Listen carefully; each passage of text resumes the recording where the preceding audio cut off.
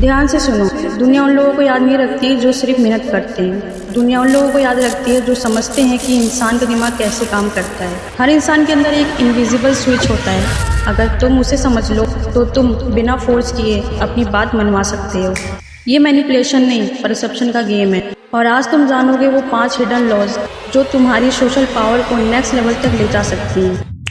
लेकिन एक बात याद रखना, जो नॉलेज तुम सीखने जा रहे हो वो तुम्हें दूसरों पर नहीं, पहले खुद पर अप्लाई करनी होगी। Law number 5, the mirror effect. लोग उन्हीं लोगों पर ट्रस्ट करते हैं जो उन जैसे लगते हैं। अगर तुम किसी का ट्रस्ट जीतना चाहते हो, उसके वर्ड्स, उसकी एनर्जी, उसके पीस को सब पहले रिफ्लेक्ट करो। अगर वो धीरे बोलता है तुम भी थोड़ा काम हो जाओ। अगर वो डायरेक्ट है तुम भी क्लियर रहो। ह्यूमन ब्रेन फैमिलियरिटीज़ को सेफ्टी समझता है, और जहाँ सेफ्टी होता है वहाँ रेजिस्टेंस कम हो जाता है। यही रीज़न है कि कुछ लोग इंस्टेंटली कनेक्शन बना लेते हैं, जबकि उन्होंने तुम्हें इम्प्रेस किया ही नहीं, उन्होंने बस तुम्हें तुम्हारी रिफ्लेक्शन दिखा दी। Law number 4, the contract principle. अगर तुम किसी चीज़ को वैल्यूएबल दिखाना चाहते हो तो उसे कंपेयर करो किसी वीकर ऑप्शन से।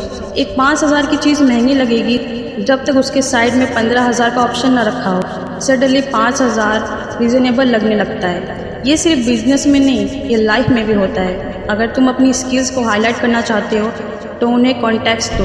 वैल्यू कभी अकेली एग्जिस्ट नहीं करती, वैल्यू हमेशा कंपैरिजन से बनती है। और जो इंसान कंपैरिजन कंट्रोल करता है वही परसेप्शन कंट्रोल करता है। Law number 3, delayed reaction. सबसे स्ट्रॉन्ग लोग तुरंत रिएक्ट नहीं करते। जब कोई तुम्हें प्रवोक करे और तुम इंस्टेंटली जवाब दो तो तुम उसके इमोशनल फ्रेम में आ चुके हो।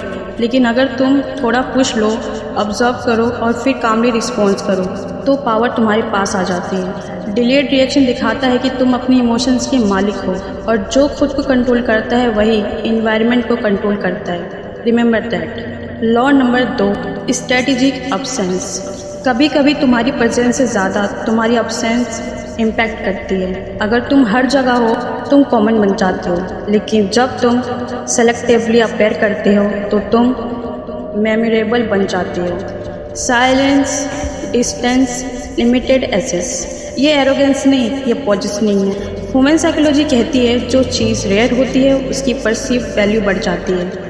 हर वक्त अवेलेबल रहना लॉयल्टी नहीं, ये सेल्फ डिवोल्यूशन भी हो सकता है। Law number 1, inner authority. सबसे बड़ा इन्फ्लुएंस वर्ड से नहीं आता, वो आता है सर्टेनिटी से।